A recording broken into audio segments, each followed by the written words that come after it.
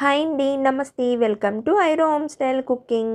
ఈరోజు అటుకుల పులిహోర ఎలా తయారు చేయాలో చూద్దాము. చాలా కమ్మగా, చాలా రుచిగా ఉంటుంది. తప్పకుండా ఇలా ట్రై చేసి చూడండి. ఇంకా లేట్ చేయకుండా అటుకుల పులిహోర ఎలా తయారు చేయాలనేది చూద్దాము. ముందుగా స్టవ్ ఆన్ చేసి కడాయి పెట్టుకొని ఆయిల్ వేసుకుంటున్నాను. ఆయిల్ హీట్ అయిన తర్వాత 2 స్పూన్లు జీడిపప్పు వేసుకొని మీడియం ఫ్లేమ్లో పెట్టుకొని జీడిపప్పుని ఫ్రై చేసుకుందాము. జీడిపప్పు ఫ్రై అయిపోయినాయి కదా, ఇప్పుడు పక్కన ప్లేట్లో పెట్టుకుంటున్నాను. అలాగే 1 కప్పు పల్లీలు కూడా వేసుకొని మంట అనేది మీడియం ఫ్లేమ్లో పెట్టుకొని పల్లీలని ఫ్రై చేసుకుందాము.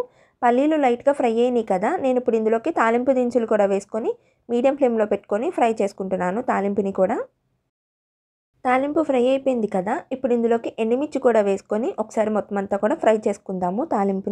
తాలింపు ఫ్రై అయిపోయింది కదా, నేను ఇప్పుడు ఇందులోకి 5-6 పచ్చిమిరపకాయలు అలాగే కరివేపాకు కూడా వేసుకొని ఫ్రై చేసుకుందాము. పచ్చిమిరపకాయలు ఫ్రై అయిపోయినాయి కదా, 1/2 స్పూన్ పసుపు వేసుకొని ఒకసారి మొత్తం అంతా కూడా కలుపుకుంటున్నాను. అలాగే నేను ఇప్పుడు ఇందులోకి చింతపండు రసం వేసుకుంటున్నాను. మీరు అటుకుల్ని తీసుకునే క్వాంటిటీని బట్టి చింతపండు రసం అనేది పెంచుకుంటూ తగ్గించుకుంటూ ఉండాలి. ఒకసారి మొత్తం అంతా కూడా కలుపుకున్న తర్వాత రుచికి సరిపడా సాల్ట్ కూడా వేసుకొని ఇంకొకసారి మొత్తం అంతా కలుపుకొని చింతపండు రసాన్ని కొంతసేపు ఉడికించుకుందాము.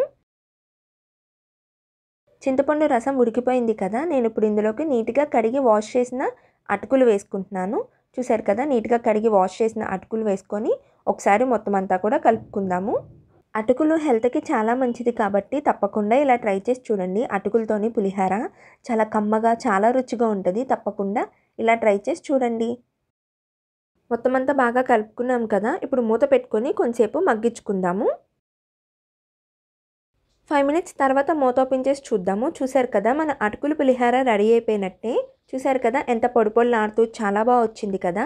చాలా కమ్మగా, చాలా బాగుంటుంది. తప్పకుండా ఇలా ట్రై చేయండి. ఇంకా ఫైనల్గా మనం కొత్తిమీర వేసేసుకుంటున్నాను.